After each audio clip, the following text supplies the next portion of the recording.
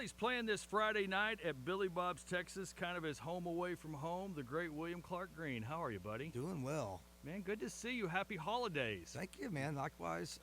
It's wild. It's wild to have the holidays these days. Back in the day, it was easy. It's harder now. So Well, with kids and running around yeah, everywhere. it's crazy. Yeah, nuts. We got to see everybody. Now nobody gave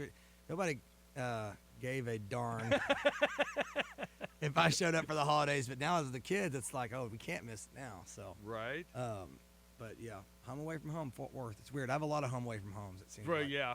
Well, I'm only claiming this one for you. That's just the way it is. That's the way it is. So you've been on this whole lot of Lubbock tour. It's been going on for months and months and months. Yeah. Friday, I guess, is the last one. I guess. Someone asked me the other day. It was like, it looks like the tour's coming to an end. And I was like, it never ends. Right. That Robert Earl Keen song was true. We didn't know. It's just the name of a. It's just the name of a part of the year. So. Right. But no, we start Panhandlers tour in January, and so that will Okay. be really cool. So yeah, I guess it is the end of this tour. And we start with January Panhandlers tour. We'll do that for a month, and then we'll get back to February, March. We'll get back to our stuff again. So are you going to be able to take a break this holiday Christmas season at all? No? And it's duck season too, and it's like, between that, it's just like this is about as hard as I work all year. Oh yeah. Yeah, because duck season's I go down to Beaumont. Any chance my wife is graciously lets me. Any chance she lets come. you? Well, Yeah. well, yeah. I think I come home on Sunday, and then I hop in the truck and drive to Beaumont for 2 days. It's like well, after being gone for 3, so she's been a trooper with that. But I guess she's a trooper depending on how well behaved the kids are. let's just at say times. she knew. Thank God I was a musician when we met. Right. And I was also hunting ducks when we met, so she Right. knew what she was getting into. Let's just say that. This wasn't a surprise. Correct. This wasn't like a a new hobby that I just started. It's Hey, like guess no. what I'm this going to is- try to do? Yeah, I'm gonna leave for I'm going to get away from you for a couple of days and drink beer and hang more out like with a couple buds. months. Like it's like duck season lasts over through January, but I've been a few times and we had a good time. Let's so. be honest though, she's probably glad to get rid of you. I mean, I've talked to you for 30 seconds and I'm done with you. Absolutely, but we're at a point where she needs help with the kids and Right. so I try to balance it. Luckily, she's cool, super cool, and so there's not much conflict there. So. How old are the kids now? 2.5 and 8 months. Oh so my they're about, gosh. and I could be wrong on Benjamin. Benjamin was born July 13th, and Chapman was born this last February. So they're about 8 or 19 months apart. So they're pretty close. Man, it's been a whirlwind. It's been really cool. We've really enjoyed starting our family here in Fort Worth. It's been such a great town to start a family in. Yeah. And yeah, we'll see what the future holds. I don't know if we're talking about 3, and I don't know if we're on an island in Fort Worth. We have no family here. So Oh, really? yeah, we're on our own, and Danny's not from here, so she's her friends are all pretty recent friends the last few years, and so yeah, we'll see if we can. It's not really up to me, but she loves Fort Worth, so I hope we stay. That's So, great. That's great. Been a couple of years since you've put out an album. Yeah. So, inevitably, we're going to all start asking, when's the new music? But it's. I mean, I've recorded some songs and I've got stuff ready to release, but I mean, dude, releasing stuff is so bizarre these days. I don't even. It's weird, isn't it? I don't even know. Like, I'm relearning the music business. I mean, I just am. So, but yeah, pretty much management told me they need 10 songs done, completed. So that's my main focus. I've got 3 or 4 in the can, and my focus is to get 6 or 7 more. And so I'm just writing right now and trying to write the best songs possible. I think. Yeah, it's been so bizarre. It's just the amount of content and amount of material you have to have now. Back in the day, 3 years was normal for a record to be released, and that was actually fast. That was great, yeah. That was fast, and now it's. So I'm trying to find a balance where I can kind of keep up with the Joneses with that, but also throw in a bunch of BS against the wall to see if it sticks is not what I signed up for, and so I'm going to make sure that I have integrity in the songs that I'm writing, and I'm releasing the best that I think is possible, and so I'm trying to find that balance right now. So you're still an album guy. I still am, but Which is great. That's what I am. I love that. I still am, but what I've realized is that if I'm going to do the album thing, I have to at least get the songs done.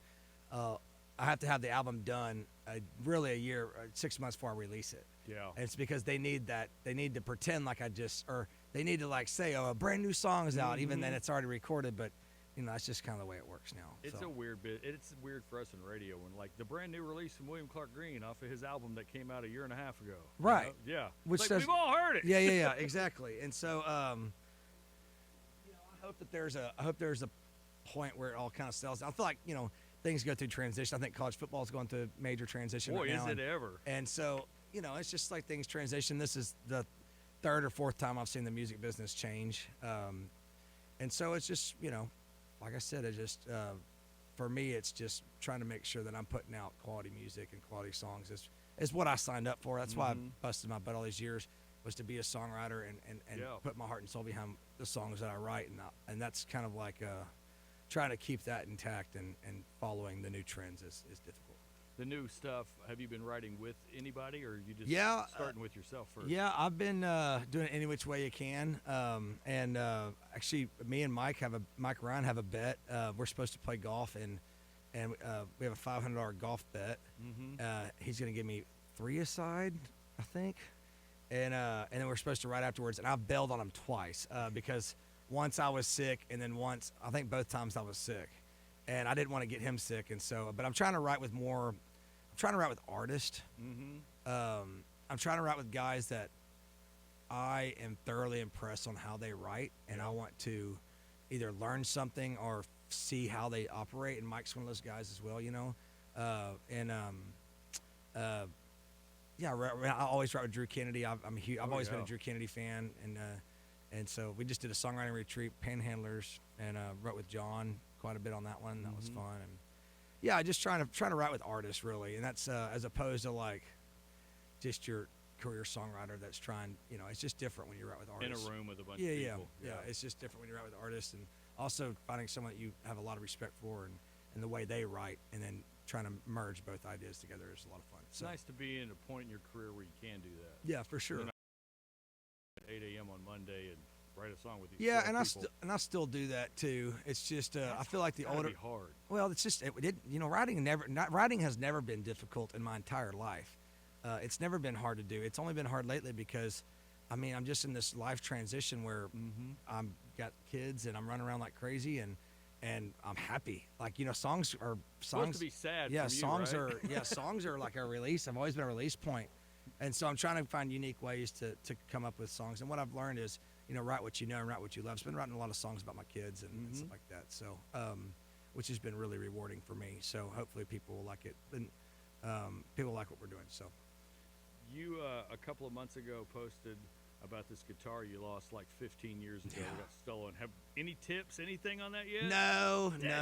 And I knew it. The only reason I've never done that before is I didn't have the serial number or anything with it. So, but I know there was a metal duck on my wall when I was in high school that fell off and hit the guitar, and I know there's a dent in the guitar somewhere. And I know the model. I know what type of guitar it was.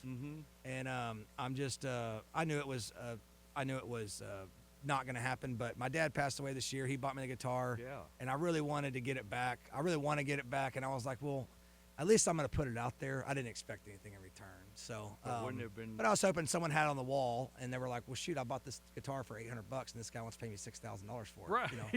So had a lot of friends donate money towards it. They called and said, tack on another $1,000, tack on another $500. That's awesome. And so that was really cool. But I had one that was super close, but it wasn't it. But yeah, I stole it. He probably still has it, honestly. So I don't know. There's no telling. Yeah, no telling. You may walk into a pawn shop one time. One day. Be like, holy cow, there it is. And it's $30. It'll be great. Well, Friday night, Billy Bob's Texas. Start to quote unquote wind down the Whole Lot of Lubbock tour. Anything special on that show? Yeah, some new stuff, new songs. Cool. We've been working a lot on our show on this tour and just really dialing it in. And Billy Bob's has become a home away from home from us. So just looking forward to getting back there. It's been a minute since we've been there. And I've got a few players coming playing with us. And just be fun, really fun time. It's always a fun time at Billy Bob's. It is. We went the other day and watched, just as fans, and watched Zach Top show, and that was really fun. Yeah. That guy's blowing up. It's crazy.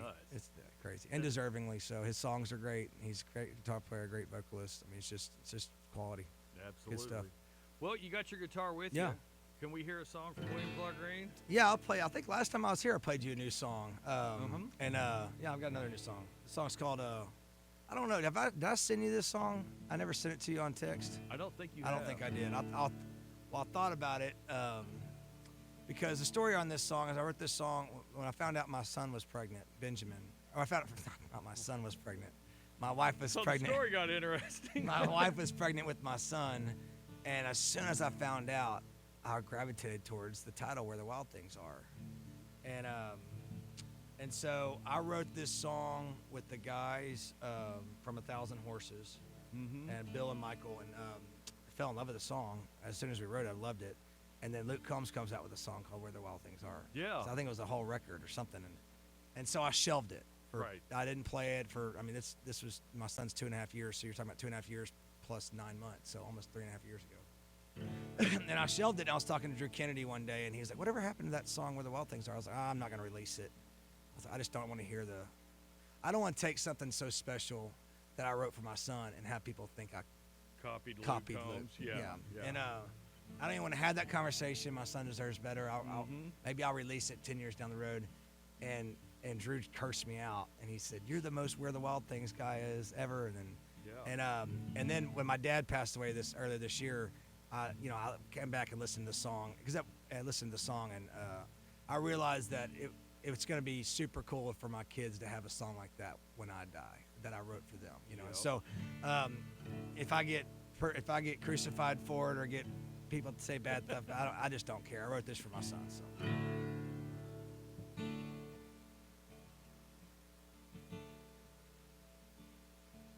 I knew right from the moment that I met you, you had courage in your eyes. A man for dreams the size of Texas with a spirit you can't wrangle or hide.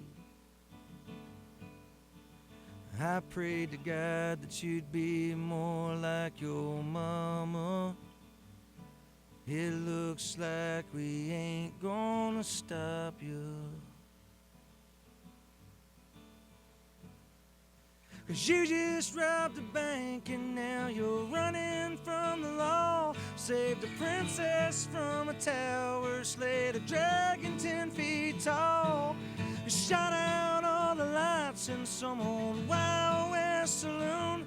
Then you climbed into your spaceship and blast off to the moon. Yeah, your world and mine are all right here in this backyard, where the wild things are. You always make me laugh every time that I ask where you've been. Every bad idea seems to be your invisible friend. In a world where the good guys win, lost in your innocence.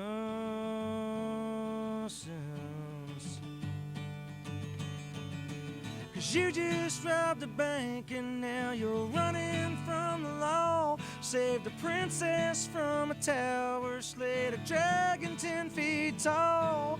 Shot out all the lights in some old Wild West saloon. Then you climbed into your spaceship and blasted off to the moon. Yeah, your world and mine are all right here in this backyard, where the wild things are.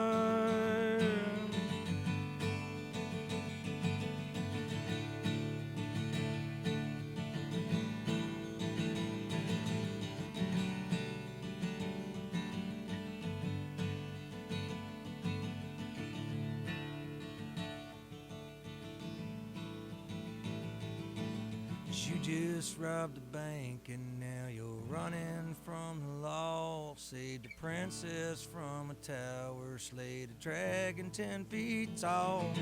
Shot out all the lights in some old Wild West saloon. Then you climbed into your your spaceship and blast off to the moon. Yeah, your world and mine are all right here in this backyard, where the wild things are, where the wild things are, where the wild things are, where the wild things are.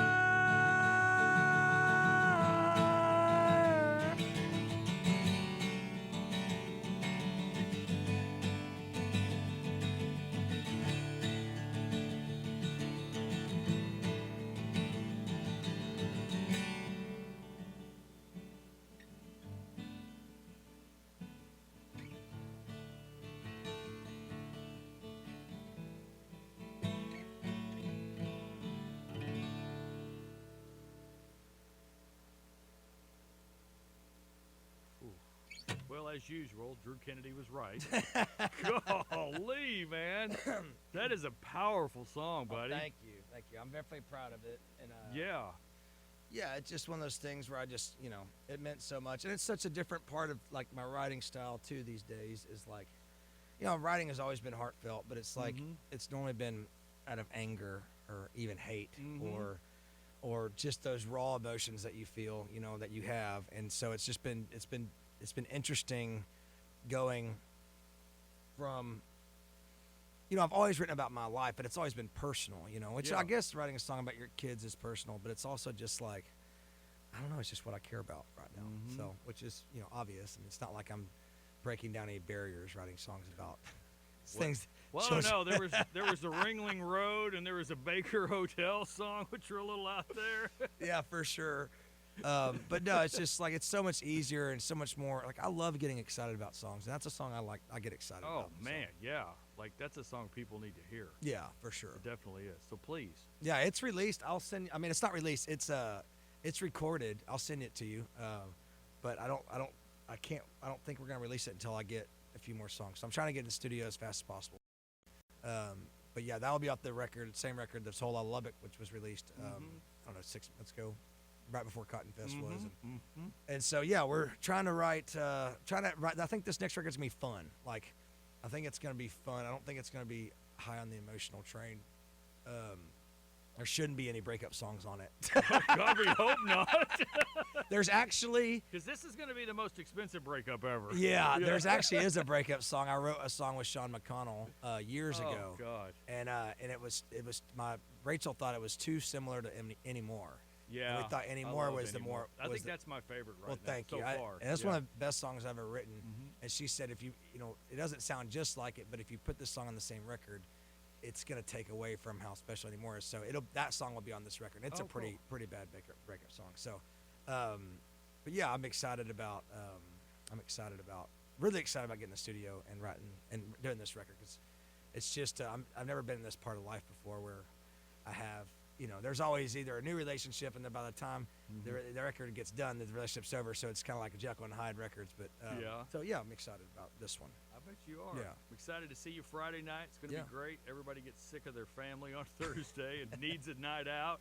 A night to release and party. That's a perfect night for that, man. Yeah, well, get your belly full of food on Friday night and Thursday night, and get your belly full of booze on Friday night with us. So it's a fun date. It's always a fun date. Got a lot of friends coming out for this show, and it should be a very busy backstage and a fun night. And it's a hometown show for me, which is amazing. So bring the kids to sound check and let them run around, and yeah, I'm excited about that. Nice to sleep in your own bed after a show too. Yeah, I'll probably still end up on the bus. You probably will.